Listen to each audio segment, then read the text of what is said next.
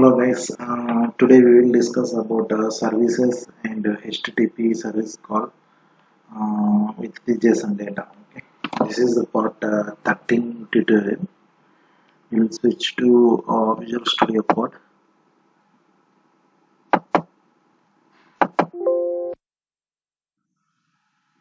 First of all, we need to create services actually. We will create a service. For creating service, we need to write ng service name. What is the service name? I'm writing here data service. When you are entered, okay.